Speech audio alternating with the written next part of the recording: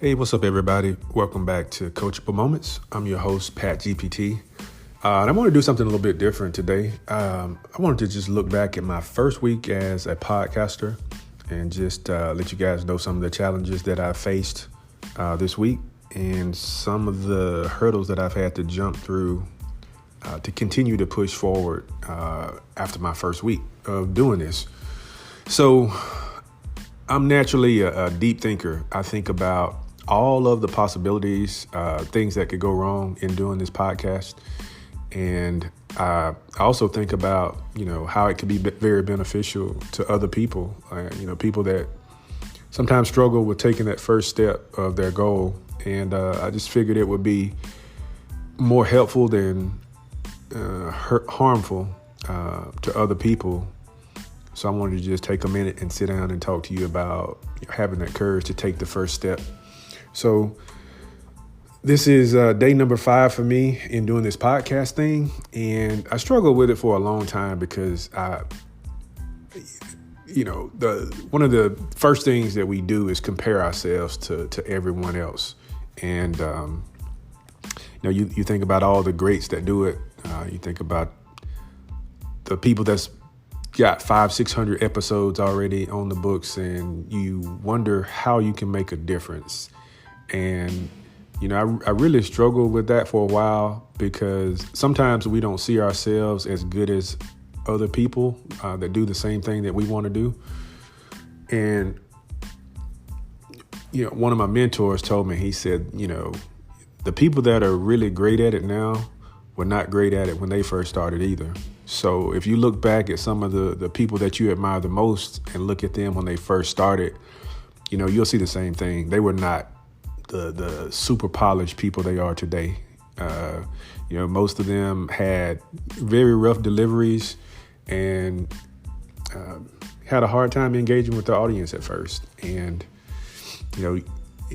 with success comes that natural growth. People start to gravitate to those people that have years in the game.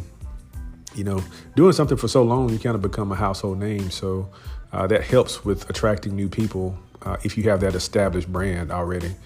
So, the first thing that I struggle with, of course, is that initial fear that came with comparing myself to other people.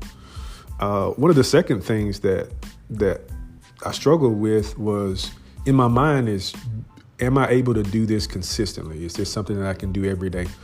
Because consistency is the key. Most people will tune out after, they look for you. If they look for new content and you haven't put anything out in 2 or 3 weeks, then it looks as if it's just a pastime or a hobby for you. It doesn't look like you're taking it serious. So in doing this podcast thing, this is one of the first endeavors that I wanted to make sure that I could do this and put out content on a consistent basis. And that was one of the things that I struggled with as far as pulling the trigger to get this thing kicked off. So the third area that I kind of, being in technology, everything changes. Everything is, one way today, and then, a week from now, it'll be totally different. Dealing with technology, there are so many different platforms that you can, put your content on.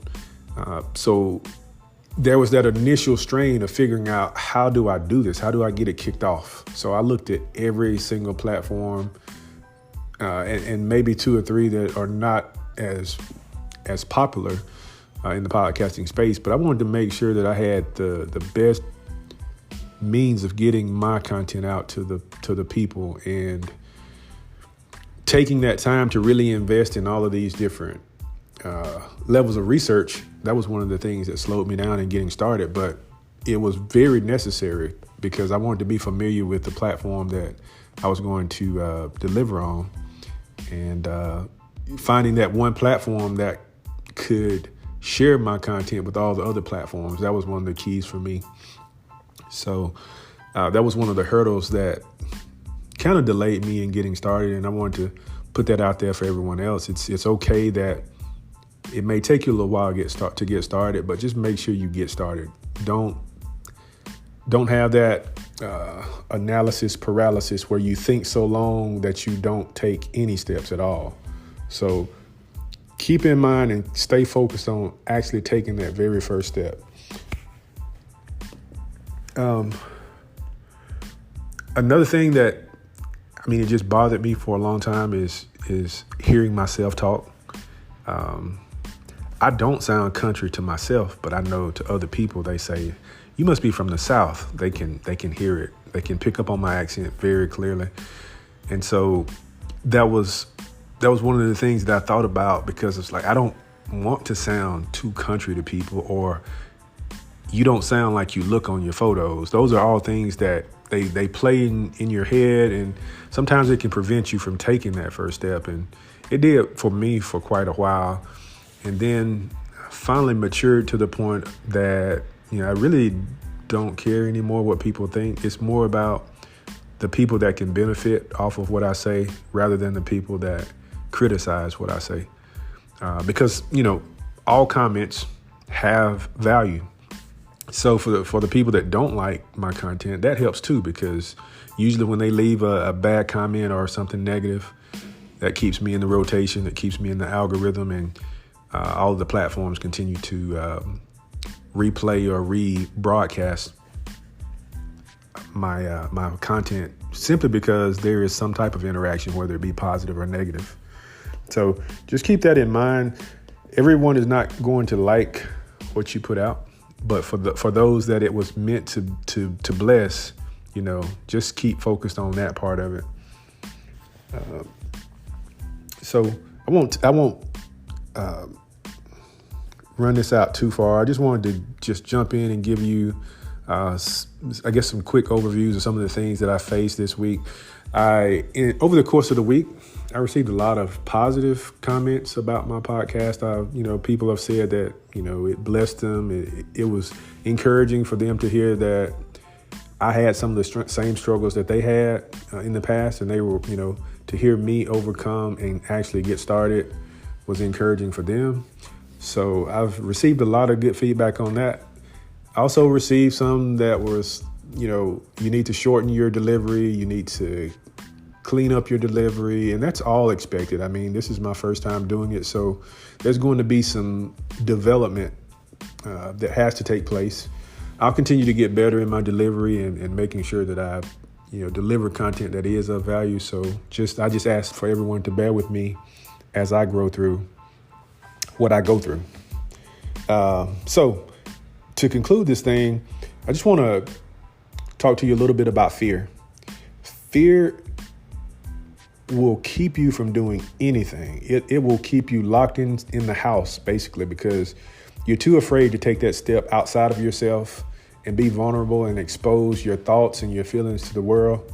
And I would just challenge you to really think about why you're afraid. Usually it's not for a valid reason. It could be, something that happened to you as a kid. Maybe you got picked on in high school or elementary school or whatever. And that initial trauma made you feel uneasy about putting yourself out there again to the world. So just really analyze the things that are keeping you from taking those steps. Take a step further and write those things down. And maybe reach out to a professional and see how you can work through those traumas and get to a place to where you're actually being effective and living your life on purpose. And just remember that taking the first step, that's often the hardest part, but it's the most crucial part, because if you don't start, you can't reach your goal. Just make sure that you focus on the fact that you need to start and set a date for yourself. Don't say, hey, one day I'm going to write this book, or one day I'm going to open a business.